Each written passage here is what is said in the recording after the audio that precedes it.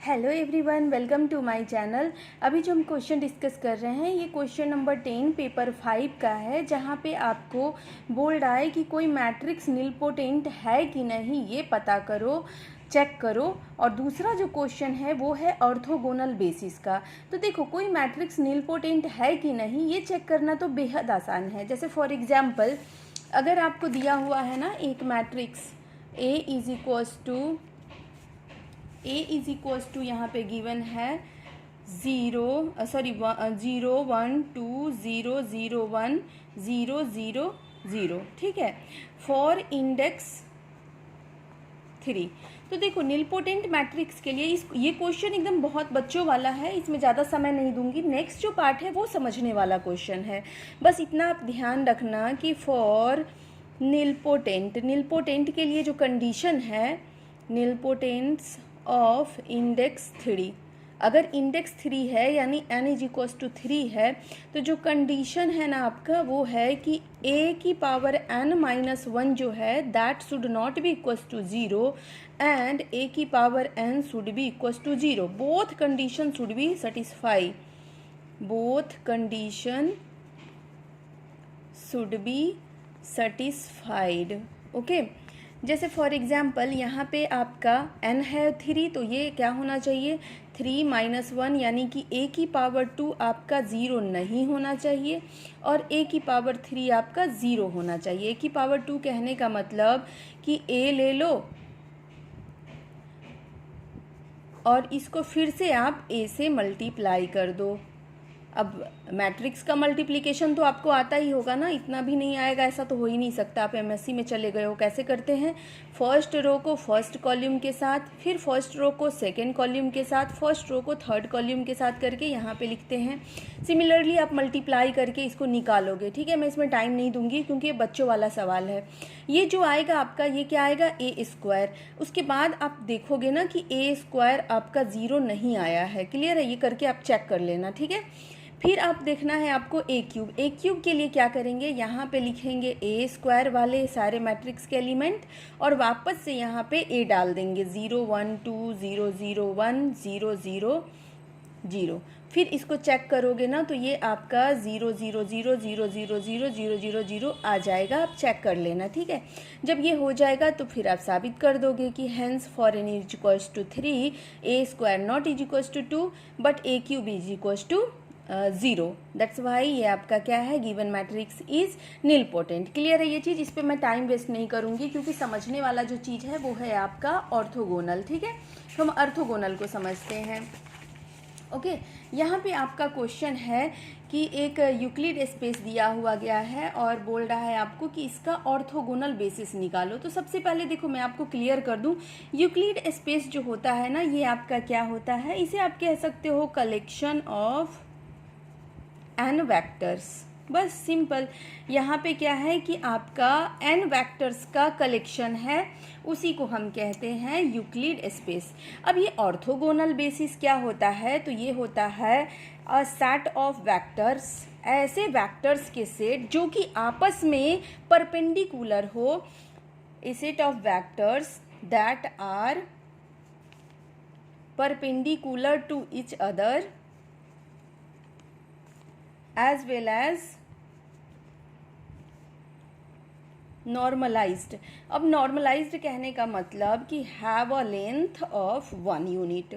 सबके पास लेंथ कितना होना चाहिए, लेंथ ऑफ 1 यूनिट। अब देखो क्वेश्चन में जो गिवन है यहाँ पे ऑलरेडी 1 यूनिट का लेंथ दिया है आपको, बट हमें जो मेन चेक करना है कि क्या ये एक दूसरे पे परपेंडिकुलर है कि नहीं है। सेकेंड थिंग, यहाँ पे ऑर्थोगोनल की एक प्रॉपर्टी है कि जब भी कोई दो ऑर्थोगोनल होगा, एक दूसरे पे परपेंडिकुलर होगा, ऐसा तभी पॉसिबल है ना जब आपके वेक्टर्स कैसे हो, लीनियरली इंडिपेंडेंट भी हो। अब देखो, लीनियरली इंडिपेंडेंट के लिए हमने कंडीशन क्या पढ़ा था कि वेक्टर को जब किसी स्केलर से कंबाइन करके जब आप समेशन करते थे तो वो 0 तभी आए जब सी आई जे इज इक्वल्स टू 0 आए। ये मैंने पहले भी आपको बता दिया था। तो यहाँ देखो, यहाँ पे क्या है आपका वेक्टर ए जो है वो है 1 1 1 0 1 1 0 0 1 और यहाँ पे आप ना 3 स्केलर मान लो, let scalar A B C belongs to R cube, ठीक है। तीन स्केलर हमने मान लिया ए बी सी। अब इन दोनों को मल्टीप्लाई करके हमारा आना चाहिए 0 0 0, है ना, क्योंकि हम चेक कर रहे हैं कि लीनियर इंडिपेंडेंट है कि नहीं है ये ए। ठीक है, तो यहाँ पे अगर देखो तो ए क्या है, 0 नहीं है, ए तो 0 नहीं है। जब आपका ये वाला मैट्रिक्स 0 नहीं है और आंसर 0 आ रहा है तो ऐसा तभी पॉसिबल है ना जब तीनों का तीनों ए बी सी क्या हो जाए, 0 हो जाए। सो ए बी और सी क्या होना चाहिए, 0 होना चाहिए, मस्ट बी ना, मस्ट बी 0 होना चाहिए। दिस इम्प्लाइज कि आपका ये जो वेक्टर ए है वो कैसा है, लीनियरली इंडिपेंडेंट है। क्लियर है, यानी यहाँ से हमने ये तो देख लिया कि लीनियरली इंडिपेंडेंट है। अब हम चेक करेंगे ना कि ये जो आपका है वेक्टर्स गिवन जो है v1 v2 v3 क्या ये एक दूसरे पे परपेंडिकुलर है। अगर एक दूसरे पे परपेंडिकुलर होगा तो यही हमारा आंसर हो जाएगा। मगर आपको लगता है कितना बच्चों वाला सवाल होगा, नहीं होगा। चलो देखते हैं। ठीक है, यहाँ पे ले लेते हैं हम v1 इंटू v2 करते हैं। अब v1 क्या है हमारा, देखो जरा, यह है 1 1 1 और v2 क्या है 0 1 1। अब इसको इंटू करो तो 1 को 0 से किया तो 0 + 1 +1, ये आपका क्या आ गया, 2 आ गया, which is not equals to 0, यानी दोनों वेक्टर का डॉट प्रोडक्ट आपका 0 नहीं आया, इसीलिए v1 not perpendicular to v2, perpendicular आपका नहीं है। क्लियर है। सिमिलरली आप चेक कर सकते हो v2 और v3 को भी मल्टीप्लाई करके, वो भी आपका 0 नहीं आएगा। v3 और v1 को भी आप चेक करके दिखा देना एग्जाम में, ये भी आपका 0 नहीं आएगा। तो यहाँ से आप कहोगे, आप क्या कहोगे, so we found v1 v2 v3 are not perpendicular to each other. ये क्या है आपका, परपेंडिकुलर नहीं है, इसीलिए दीज आर नॉट ऑर्थोगोनल। अब यहाँ मामला फंस गया ना कि हमारा ये तो ऑर्थोगोनल निकला ही नहीं, अब करें तो क्या करें। तो देखो यहाँ पे आपकी मदद करेगा कौन, सो हमारे पास एक मतलब रूल है, दैट इज सीमिड ऑर्थोगोनलाइजेशन प्रोसेस। अब ये क्या होता है, ये कौन सा ऑर्थोगोनलाइजेशन प्रोसेस है, तो यहाँ पे आप थोड़ा सा इसके बारे में एग्जाम में लिख देना कि it is method to makes it possible. ये ऐसा मेथड है जो ये पॉसिबल बना देता है कि आप ना, जो आपके पास जो वेक्टर्स हैं वो आपके परपेंडिकुलर ना हैं, फिर भी आप क्या करो ना कि मतलब परपेंडिकुलर हो जाए, ऐसा कुछ बना लो। यही बस मतलब मेथड है आपका। For each list of linearly independent vectors. अब हमारा वेक्टर तो लीनियर इंडिपेंडेंट है ही ना, लीनियर इंडिपेंडेंट वेक्टर को ही आप ला के यहाँ पे ऑर्थोगोनलाइजेशन कर सकते हो। ठीक है, तो यहाँ पे हम क्या करने वाले हैं, इस स्कीमेड ऑर्थोगोनलाइजेशन प्रोसेस का इस्तेमाल करेंगे। अब ये जो मतलब ये मेथड है ना ऑर्थोगोनलाइजेशन का, ये क्या कहता है कि आपके पास जो v1 v2 v3 है ना, उसे तो रखो। अब क्या करो, देखो इस प्रोसेस को अगर आप समझ गए ना तो ये लेंदी जरूर है कैलकुलेशन, बट इतना इंटरेस्टिंग और इतना मज़ेदार है ना कि आप खुद ही इसको कर लोगे और बहुत मज़ा आएगा। 4-5 पेज में आप सॉल्यूशन करोगे इसका। ये प्रोसेस क्या है कि सबसे पहले ना किसी एक वेक्टर को आप W1 मान लो। ठीक है, क्योंकि हम यहाँ पे ना जैसे v1 v2 v3 है ना, तो हम यहाँ पे W1 W2 और W3 एक नया वेक्टर्स बनाएंगे तीनों के कॉरेस्पॉन्डिंग, जो कि पहले नहीं था परपेंडिकुलर बट अब हो जाएगा परपेंडिकुलर। ठीक है, तो किसी एक को पहले हमें W1 मान लेना है। तो late v1 is equals to W1, चलो इसको मान लेते हैं। और हमने W1 मान लिया, वापस से आपका 1, 1, 1। क्लियर है, यहाँ कोई दिक्कत नहीं होना चाहिए। अब देखो आपको क्या करना है कि W2 जब आप निकालोगे ना, तो दोनों के लिए मैं रूल बता दे रही हूँ कि रूल क्या है, फिर हम कैलकुलेशन करेंगे। सबसे पहले रूल देखो, रूल क्या है W2 निकालने के लिए और W3 निकालने के लिए। इस रूल को ना एकदम भाई पहले अच्छे से आप समझ लो। देखो जब हम W2 निकालेंगे ना, तो इसके लिए रूल क्या है याद करने का सबसे आसान तरीका, एक काम करो v2 - v2 लिख दो। ठीक है। सबसे पहले क्या करो, देखो फार्मूला को रटना नहीं है, आपको क्या करना है, V2 माइनस V2 लिख लो, 2 बार W1 ऊपर लिख लो और 2 बार W1 नीचे लिख लो। करना क्या है देखते जाओ। अब इस W1 को ना ऐसे V2 के साथ कंबाइन कर लो और इन दोनों को ऐसे कंबाइन कर दो। क्लियर? अब मैं समझाऊंगी इस फॉर्मूले का मतलब क्या है, अभी समझाएंगे, ठीक है।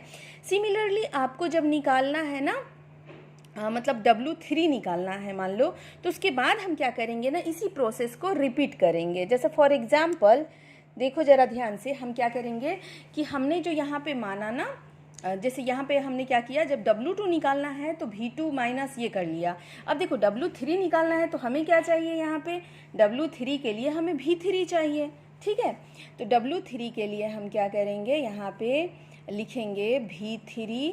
अब देखो V1 V2 V3 तो आपके पास है ही ना यहाँ पे, इसमें टेंशन नहीं लेना है आपको। सबसे पहले हमने यहाँ पे क्या किया, W2 के लिए V2 लिया, अब W3 के लिए क्या करेंगे, V3 लेंगे।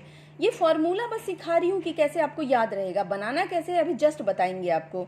हमने लिख दिया V3 माइनस यहाँ V3, और देखो W1 यहाँ पे क्या करो, 2 बार लिख दो W1 और नीचे भी लिख दो W1। यहाँ पे हमने क्या किया था, सॉरी ये भी आपका W1 था, सॉरी मैंने कहा 2 बार W1 ऊपर लिखो और 2 बार W1 नीचे लिखो। यहाँ भी क्या करेंगे, 2 बार W1 ऊपर और 2 बार W1 नीचे लिखेंगे और इसको इसके साथ कंबाइन कर लेंगे। यहाँ तक तो देखो आपको सिमिलर लग रहा है कि V2 था, W2 निकालना था तो V2 माइनस V2 लिखे और 2 बार W1 ऊपर 2 बार W1 नीचे। जब W3 निकालना है तो V3 माइनस V3 लिखे, 2 बार W1 ऊपर 2 बार W1 नीचे। मगर साथ ही साथ यहाँ पे आपको चूंकि W3 पे पहुँच गए हो तो यहाँ प्रोसेस में एक बार और प्रोसेस होगा, एक बार W1 के साथ प्रोसेस होगा और एक बार W2 के साथ प्रोसेस होगा, सेम टू सेम, ठीक है। अब जरा ध्यान से देखो, क्या ये फॉर्मूला आपको याद हुआ? मैंने कहा जब W2 निकालना है तो V2 माइनस V2 करो, ऊपर नीचे 2 बार W1 लिखो, ठीक, और इसको कंबाइन कर लो दो को, ठीक है। फिर जब W3 निकालना है तो आप क्या करोगे, V3 माइनस V3 लिखो, 2 बार W1 ऊपर 2 बार W1 नीचे। अब चूंकि हम W2 भी निकाल चुके होंगे इसीलिए एक बार यही प्रोसेस W2 के साथ भी करेंगे। अब बताती हूँ कि इस क्वेश्चन को करेंगे कैसे। देखो एकदम बच्चों वाला सवाल है, बस लेंदी है। अब देखो इसको करेंगे कैसे ना, यहाँ पे जब V2 और W2 लिखा है इसका मतलब है कि इन दोनों का मल्टीप्लिकेशन है, ठीक है। इन दोनों का मल्टीप्लाई करके इसके साथ मल्टीप्लाई करेंगे। यहाँ पे इन दोनों का मल्टीप्लिकेशन है, यहाँ पे इन दोनों का मल्टीप्लिकेशन है और इन दोनों को मल्टीप्लाई करके इसके साथ मल्टीप्लाई करेंगे। यहाँ इन दोनों का मल्टीप्लिकेशन है। तो आई होप कि ये प्रोसेस तो आपको समझ में आ गया होगा। अब हम सिर्फ करेंगे बच्चों की तरह यहाँ पे सॉल्यूशन। तो देखो हमें निकालना है W2। अब ज़रा ध्यान से देखना, इसे मैं फोल्ड कर देती हूँ। हमें W2 निकालना था तो W2 के लिए क्या करना है, हमें क्या क्या चाहिए, V2 W1 की ज़रूरत है और W1 W1 की ज़रूरत है, यानी हमको करना है V2 इंटू W1। तो चलो कर लेते हैं V2 इंटू W1। अब V2 मेरे पास क्या था, तो ध्यान से देखो हमारे पास जो V2 था, यहाँ पे क्वेश्चन ही देख लेते हैं ना, ये है V1, ये V1 है और ये V2 है, ठीक है। तो हम यहाँ से V2 ले लेते हैं, क्या ले लें, 0 1 1, और जो W1 है वो हमारा हमने V1 को माना था तो दिस इज़ 1 1 1, यानी इसको सॉल्व करोगे तो क्या आ जाएगा, 0 + 1 + 1, यानी कि आ गया आपका 2। तो हमने V2 W1 निकाल लिया, क्लियर है। अब जो हमने V2 W1 निकाल लिया तो उसके बाद W1 भी तो निकालना है। तो चलो W1 करते हैं। W1 कैसे करेंगे, तो W1 हमने V1 को ही न माना था तो ये हो गया 1 1 1 1। देखो यहाँ मेन काम है ये फॉर्मूला याद रखना, बाकी चीज़ों का वैल्यू तो आप रख के खुद ही निकालते चले जाओगे, क्लियर है ना ये चीज़। अब देखो यहाँ हम क्या करेंगे, W1 के लिए इसको और इसको मल्टीप्लाई करेंगे तो दिस विल बी 1 + 1 + 1, ये क्या हो गया आपका 3, क्लियर है। यानी हमने ये टर्म भी निकाल लिया और ये टर्म भी निकाल लिया, बचा क्या, W1, क्लियर है ना ये चीज़। अब देखो यहाँ से हमें W2 निकालने के लिए क्या करना था, W2 = था V2। अब V2 हमारा क्या है, V2 जो हमने अभी माना था, देखो क्वेश्चन में ये है हमारा V2 0 1 1। तो यहाँ पे लिख लेते हैं V2 के जगह पे क्या लिख लें, 0 1 1 और इसमें से माइनस करना है जो अभी हमने कैलकुलेट किया, ऊपर में क्या आया 2 डिवाइड बाई 3 और यहाँ पे क्या है आपका W1। अब ये W1 क्या था आपका, जो V1 था वही तो था W1, दैट वाज क्या था यहाँ पे देख लो क्वेश्चन में 1 1 1, यानी यहाँ रख देंगे 1 1 1, यानी W2 आप जो निकाल रहे हो दिस इज 0 माइनस 2/3, फिर है 1 माइनस 2/3, फिर है आपका 1 माइनस 2/3, यानी W2 की वैल्यू क्या आ गई आपकी, 0 में से ये हो गया -2/3, ये हो गया 3, यानी कि माइनस 3 में से 1 गया तो 2 गया तो 1/3 और ये 1/3। यहाँ से आपने देखा कि हमारे पास W1 तो V1 था और W2 क्या हो गया, ये वाला। अब यहाँ पे ना थोड़ा सा आप चेक भी कर लोगे कि हमने जो निकाला वो सही है कि नहीं, चेक कि W1 into W2 is equals to 0 है कि नहीं, ठीक है। तो check whether W1 into W2 0 है कि नहीं, क्योंकि हम जो निकाल रहे हैं वो तो नॉर्मल ही वेक्टर निकाल रहे हैं ना, तो डॉट प्रोडक्ट आपका 0 आना ही चाहिए। और हमारे पास जो W1 था वो क्या था आपका, यहाँ देखो 1 1 1 1 1 1, इसी का यही क्या है आपका W1, यानी कि जब हम लेंगे ना 1 1 1 और इसको मल्टीप्लाई करेंगे -2/3 1/3 और 1/3 करके देख लो, देखो ये क्या हो जाएगा, सबको प्लस करेंगे तो ये आपका 0 आ जाएगा, दैट मीन्स कि हमारा आंसर सही है, ठीक है। अब हमने W1 निकाल लिया, W2 निकाल लिया, the last one which I have to calculate that is W3। मेरा ट्राइपॉड थोड़ा टूट गया है, आप प्लीज़ मैनेज कर लेना, बट मैं समझाने की बहुत अच्छे से कोशिश कर रही हूँ, ठीक है। अब जो हमारा W3 है, W3 क्या है, V3 minus V3 W1 divide by W1, clear है, माइनस इसमें मैंने बताया था कि एक बार V3 माइनस V3 करेंगे और W1 के साथ करेंगे, फिर से माइनस में V3 करेंगे और इसको W2 के साथ करेंगे, क्लियर है, डिवाइड बाई W2, यानी अभी आपको निकालना क्या होगा, V3 W1 तो हमने पहले ही निकाल लिया है फर्स्ट वाले के लिए, और W2 और V3 W2, यानी V3 W1 आपको कैलकुलेट करना है। और V3 हमारे पास यहाँ देखो क्या है 0 0 1, और जो W1 था वो हमारे पास क्या था 1 1 1, इसको आपको कैलकुलेट करना है। साथ ही साथ W1 हमने पहले ही निकाल लिया था, यहाँ देखो W1 हमने पहले ही निकाल लिया था, ये क्या आया था आपका 3, ये तो आपका 3 है, ठीक है। फिर उसके बाद हमें क्या निकालना है, V3 W2। अब V3 W2 कहाँ से निकलेगा, तो ये रहा आपका V3 0 0 1, और जो W2 है, W2 हमने निकाला था तो यहाँ पे हमारा ये रहा W2, क्लियर है। तो इसको हम यहाँ पे डालेंगे W2 को, W2 क्या है W2 क्या है -2/3 1/3 और 1/3, यानी ये हो जाएगा 0 0 1, ये है -2/3 1/3, ये -2/3 1/3, और क्या है आपका यहाँ पे है आपका ये क्या है W -2/3, ये है 1/3, ठीक है, ये भी 1/3। फिर इसको कैलकुलेट कर लेंगे, ठीक है। अब यहाँ से क्या करेंगे, देखो हमने V3 W1 यहाँ से निकालेंगे, W1 यहाँ से निकालेंगे, V3 W2 यहाँ से निकालेंगे, फिर W2 और W2 निकालना है हमें, तो दो बार लिखेंगे इसको, -2/3 1/3 और फिर इसको मल्टीप्लाई कर देंगे -2/3 1/3। इतना काम तो खुद से कर सकते हो ना भाई लोग, इतना काम आपको करना है कि इसको मल्टीप्लाई करके तो आंसर कर सकते हैं ना भाई, मैं कितना ही करवाऊँ, वीडियो लंबा हो जाएगा, ठीक है। और उसके बाद तीनों का वैल्यू जब निकल जाएगा तो यहाँ रख के और माइनस करके आपको W3 भी निकाल लेना है। एक बार मैं आपको ना अपने नोट में भी इसको शो कर देती हूँ कि आपका आंसर क्या आना चाहिए, ठीक है। तो देखो ज़रा ध्यान से कि आपको नोट कैसे लिखना है इस क्वेश्चन को, मैं अपना नोट दिखाती हूँ, ठीक। मैं थोड़ा ट्राइपॉड मेरा ख़राब है, एडजस्ट कर लेती हूँ। देखो ध्यान से कि मैंने यहाँ पे डेफिनीशन वगैरह लिख दिया था कि इसका मतलब क्या है। आप चाहो तो स्क्रीनशॉट ले सकते हो कि ए सेट ऑफ वेक्टर, यही चीज़ मैंने अभी आपको एक्सप्लेन किया, ठीक है। यहाँ पे हम क्या करेंगे, चेक कर लेंगे कि लीनियरली इंडिपेंडेंट है कि नहीं, क्लियर है। सिमिलरली यहाँ पे हम यही चीज़ जो अभी आपको एक्सप्लेन की है ना, वही सब बात लिखा हुआ है। आप चाहो तो स्क्रीनशॉट ले सकते हो। देखो मैंने यहाँ पे आपको सिखा दिया था कि W2 कैसे निकालेंगे। W1 तो यही है, और W2 के लिए आपको V2 माइनस W1, मतलब करना क्या है, आपको एकदम बच्चों की तरह याद रखना है कि जब हमें W2 निकालना है तो V2 माइनस V2 कर लेना है, और 2 बार W1 ऊपर नीचे लिख लेना है और इसको कंबाइन कर लेना है, ठीक है। और इसको सॉल्व करना तो बच्चों का काम है कि V2 W1 निकालना है तो मल्टीप्लाई कर लो, सिमिलरली V2 W1 निकालना है तो इन दोनों को मल्टीप्लाई कर लो, W1 निकालना है तो इसको मल्टीप्लाई कर लो। उसके बाद क्या किया हमने, यहाँ पे आ जाओ, यहाँ है सॉल्यूशन, ये तो किसी और क्वेश्चन का सॉल्यूशन है, ठीक है।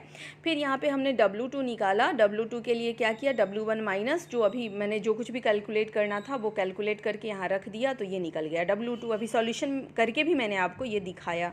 सिमिलरली W1 W2 निकालना है तो इन दोनों को मल्टीप्लाई कर देंगे।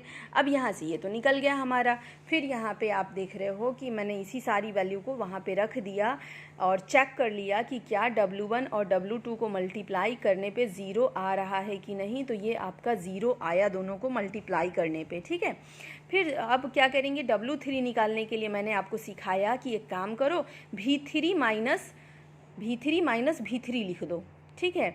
और उसके बाद W1 ऊपर नीचे लिख दो। और चूंकि यहाँ W3 से पहले आपने W2 भी निकाल लिया, तो सेम काम आपको W2 के लिए भी करना है कि V3 माइनस V3।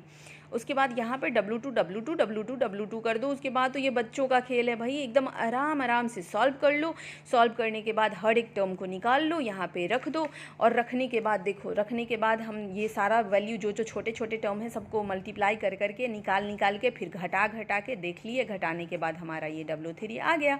फिर हम चेक कर लेंगे कि क्या W3 W2 दोनों का प्रोडक्ट करने के बाद ज़ीरो आ रहा है कि नहीं, W3 W1 के प्रोडक्ट के बाद ज़ीरो आ रहा है कि नहीं। वो डेफिनेटली ज़ीरो आएगा, क्योंकि अगर आपने सही से प्रोसेस किया होगा और आपका आंसर अगर सही है तो हर W1 W2 W3 किसी भी दो को पकड़ के डॉट प्रोडक्ट करोगे तो वो डेफिनेटली आपका ज़ीरो आएगा, and this will be your answer. Thank you very much. मेरा ट्राइपॉड टूट गया है, but please keep supporting me.